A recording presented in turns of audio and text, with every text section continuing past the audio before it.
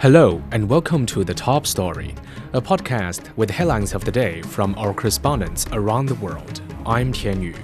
Coming up in this edition, the United Nations calls the war in the Gaza Strip a maelstrom of human misery.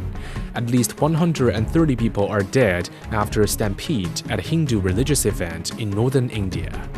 And more demonstrations have broken out across several parts of Kenya. We begin with the Middle East. Hostilities in Gaza are continuing. A recent Israeli airstrike on an apartment has killed at least 12 Palestinians. A tally by Palestinian health authorities on Tuesday said the Israeli military killed 25 people and wounded 81 others within 24 hours.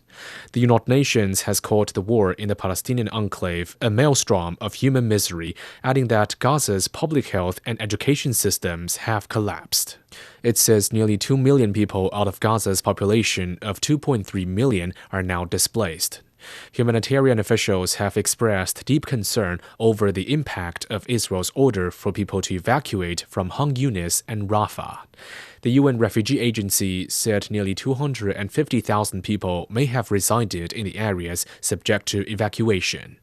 Meantime, the volume of humanitarian aid into the territory has dropped significantly due to Israel's blockade at border crossings. China's permanent representative to the United Nations has called on Israel to heed the global call to allow aid supplies into Gaza. Akram Al-Satari reports from Gaza. The situation continues to be very tense in Khan Yunis. The latest bombardment in Khan Yunis East area took the life of around 3 Palestinians. The bombardment is still continuous, be it the artillery fire or even the unmanned drones attacks that have been also targeting wide areas in the Khan Yunis eastern area. People have been struggling since the Israeli announcement that they should be leaving around 2/3 of Khan Yunis area and to head to the humanitarian area that has already been extremely overcrowded by the people. People were sleeping on the streets. People were sleeping in the open areas. People were confused as to how or where can they find somewhere safe to stay. And they were surprised by the announcement. They never expected it.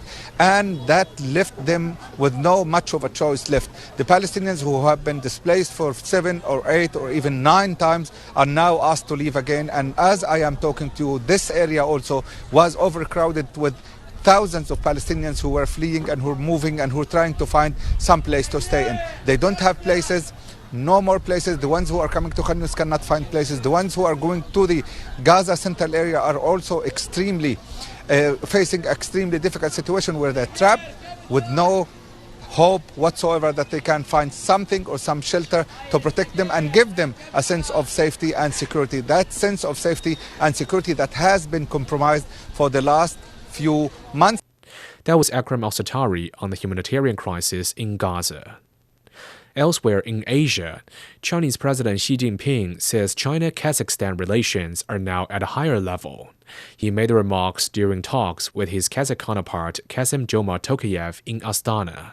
President Xi said China is ready to work with Kazakhstan to build a more dynamic China-Kazakhstan community with a shared future. China also supports Kazakhstan's bid to join the BRICS group of nations. The two heads of state also attended a ceremony for the Trans-Caspian International Transport Route, or the Middle Corridor. The corridor is one of the important trade routes connecting China and Europe. Later on, the Chinese president will attend the 24th summit of the Shanghai Cooperation Organization. Dong Xue has the story. Chinese President Xi Jinping and the Kazakhstan President Tokayev has met with the press, and they both released a joint declaration between China and Kazakhstan. And in that declaration, it covers a wide range of cooperations, and also including that China will host the Kazakhstan tourism year next year. And this is President Xi's 5th visit to Kazakhstan since 2013, when he first proposed to build a Silk Road Road economic belt to connect Eurasia, which later evolved into the Belt and Road Initiative. And as President Xi wrote in a signed article before his trip, he said he looks forward for closer China-Kazakh cooperation and drew a new blueprint for further growth of China-Kazakhstan relations, as well as with the SCO. One of the issues that will top the agenda this year obviously will be economic cooperation, which is a prominent of issues which will be top the agenda in Astana.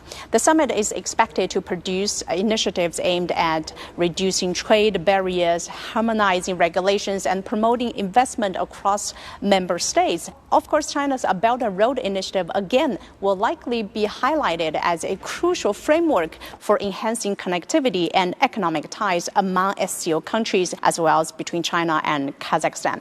And speaking of economic and trade ties, President Xi just mentioned that last year the two-way trade touched some $41 billion between the two countries.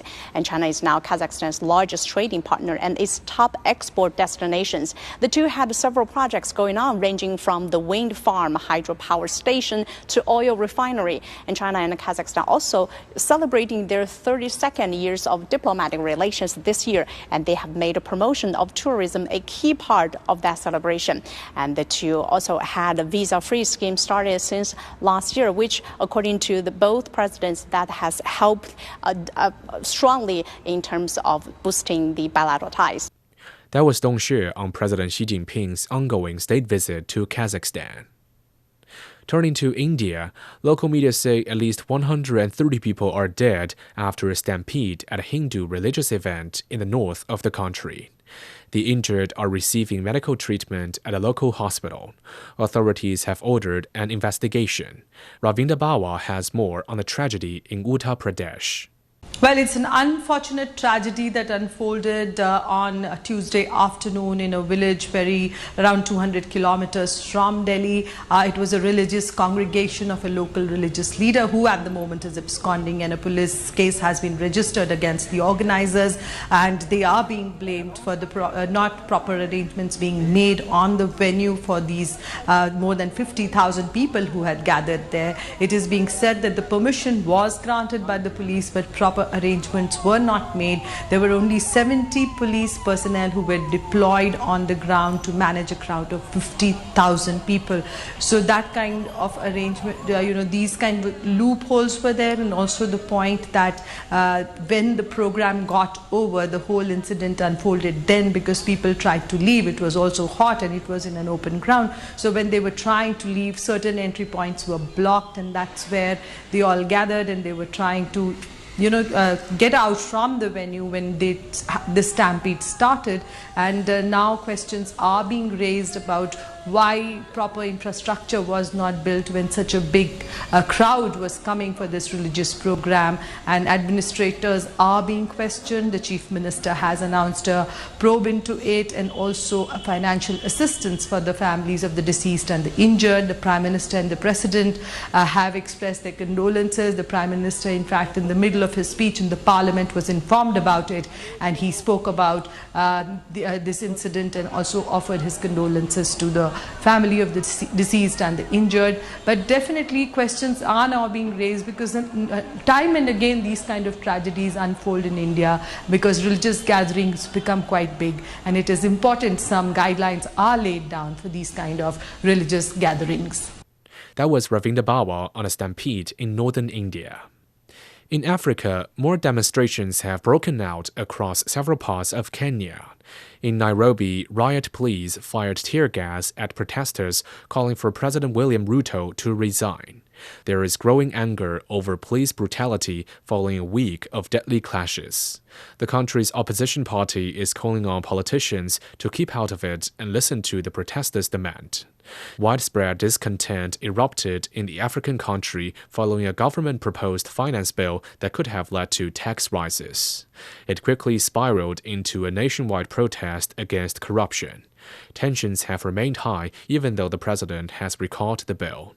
Robert Najila has more from the capital.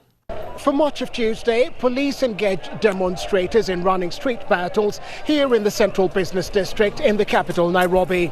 Police used stun grenades, rubber bullets and tear gas to disperse the protesters, who responded with rocks.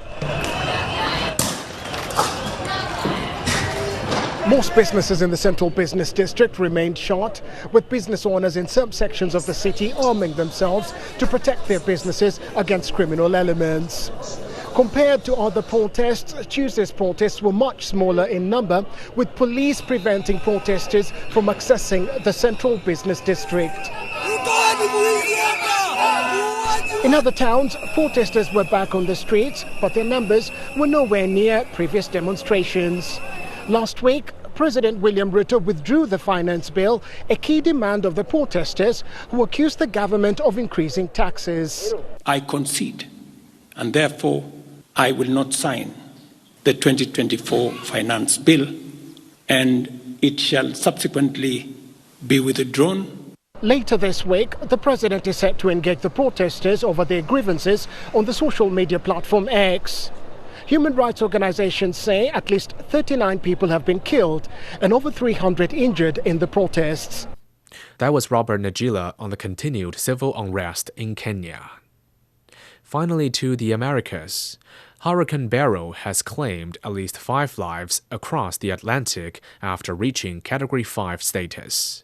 Category 5 is the highest level on the Saffir-Simpson wind scale, indicating the possibility of catastrophic damage. The powerful hurricane has pummeled the southeastern Caribbean, but its devastation is far from over. Niza Sodat Perez has the latest. Hurricane Beryl is now the earliest Category 5 storm ever recorded in the Atlantic, with sustained maximum winds reaching nearly 260 kilometers per hour as of Tuesday morning. Grenada's Carriacou and Petite Martinique Islands took a direct hit from the storm's extremely dangerous eye wall early Monday, as reported by the National Hurricane Center. Local authorities are still grappling with the full extent of the destruction. The situation is grim. There is no power. There's almost complete destruction of homes and buildings on the island. The roads are not passable, and in many instances they're cut off because of the large quantity of debris strewn all over the streets, and obviously the danger posed by downed power lines. There are also fears the casualty toll will rise. The possibility that there may be more fatalities remains a grim reality, as movement is still highly restricted.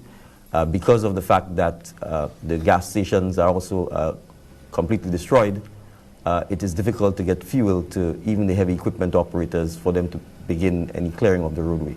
So mobility on the island itself is heavily restricted. The storm is breaking all previous records. Beyond being the strongest ever this early, it's also the easternmost to form in the tropical Atlantic in June. The hurricane's march across the Caribbean will continue through the rest of this week. Beryl is expected to gradually weaken in the coming days, but the National Hurricane Center still warns of life-threatening winds and storm surge in Jamaica on Wednesday, and then a possible impact on Mexico's Yucatan Peninsula by Friday. That was Niza Sodat Perez reporting from Miami. Recapping today's headlines. The United Nations calls the war in the Gaza Strip a maelstrom of human misery. At least 130 people are dead after a stampede at a Hindu religious event in northern India. And more demonstrations have broken out across several parts of Kenya. And that's it for this edition of The Top Story, a podcast that brings you world headlines every weekday. For more news in politics, business, sports, and culture, you can subscribe to The Beijing Hour, a one-hour podcast news magazine program. We welcome and appreciate all ratings and reviews. I'm Tian Yu. Thank you for listening.